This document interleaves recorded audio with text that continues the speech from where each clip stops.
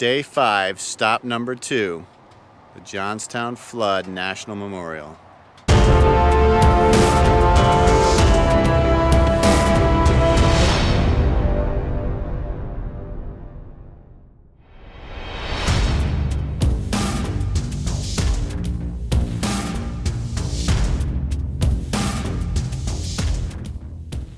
In this video, we'll explore the Johnstown Flood National Memorial.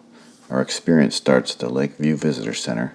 We also stopped at the South Fork Fishing and Hunting Club's clubhouse. And finally, we wrapped it up with a short hike around the South Fork Dam ruins.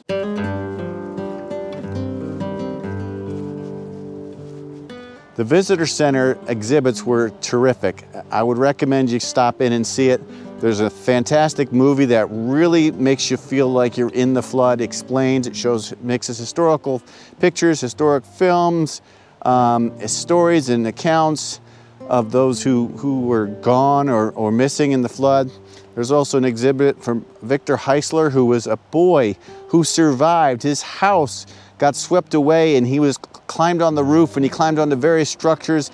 He went the whole way down the river to Johnstown when he got stuck against the stone bridge there, where he witnessed a woman burned to death who he could not rescue as a young boy.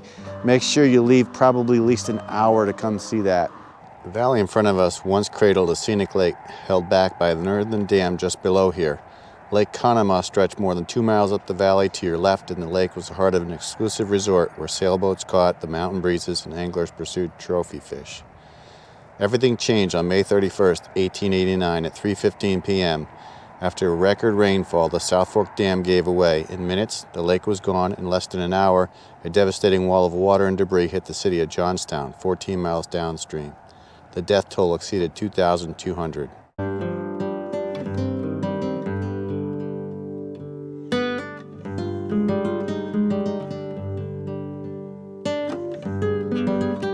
Here we are looking at what was the dam, the South Fork Dam that burst. And in the middle where the railroad tracks are is where the entire middle of the dam just let go. Water would have been going over that spillway there where the bridge is, but this dam had a lot of construction problems and wasn't rebuilt properly, so there was no emergency relief. Basically, the water, with 11 inches of rain that day, the water level kept rising. And when the water rose, they tried to quickly dig out some of it, but they couldn't get to it. And then all of a sudden, the whole center section just fell all at once. And this 2.5 miles worth of reservoir here just let loose and worked its way down to the city of Johnston. In the process, it wiped out cities and hamlets along the way, and trains were overcome. So we're gonna go check out the other side of the dam here and the Sportsman's Club, which is actually the group that owned this dam. This is the 7th video in my 2021 road trip finale, where I visited 7 national park sites in 6 days. The Johnstown Flood National Memorial is the 4th of the 6 national park sites I visited. Be sure to check out the other videos in the playlist above or at the end of this video. We're standing on the porch of the clubhouse for the South Fork Fishing and Hunting Club. This organization actually owned the dam that burst, and they were responsible for the maintenance of it. Unfortunately, they didn't do a very good job of it, and it cost over 2,000 people their lives. Club members included a large number of who's who's like Carnegie and Mellon, and a couple other well-off established folks.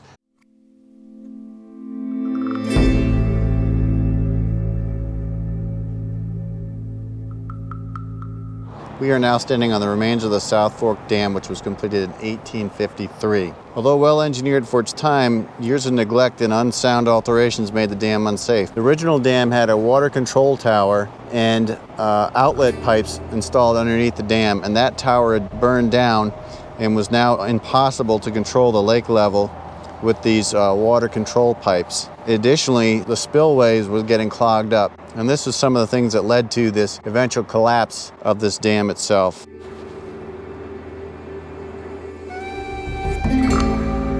Right now we're walking the ruins trail. This loop trail works its way around the dam with interpretive signs. It's definitely worth taking a hike on.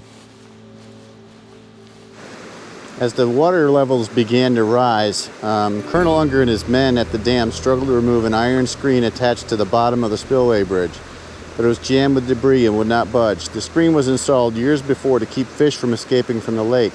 Here we see some remains of the dam. As you can tell, it was pretty wide at the bottom, and as we look up, there is the north side of the dam. The lake itself was 70 feet deep in places, so it was a serious dam that held back an awful lot of water.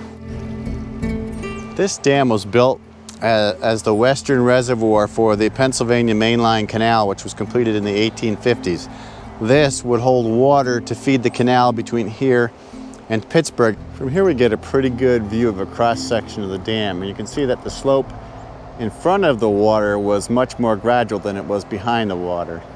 From here we can see the rocky backside of the dam, which was 72 feet high in the center.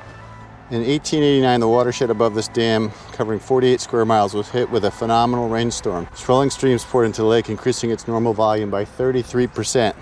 When the dam fell, an estimated 20 million tons of water pushed through the gap, and during the 45 minutes or so it took the lake to drain, the volume escaping water roughly equaled the flow over Niagara Falls. A 30 to 60 foot high flood wave swept down the valley towards Johnstown, averaging speeds of 40 miles per hour.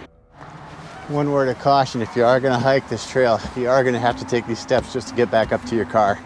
If you enjoyed this video, please click the like button, subscribe, and comment. Thank you, and I'll see you in the next video.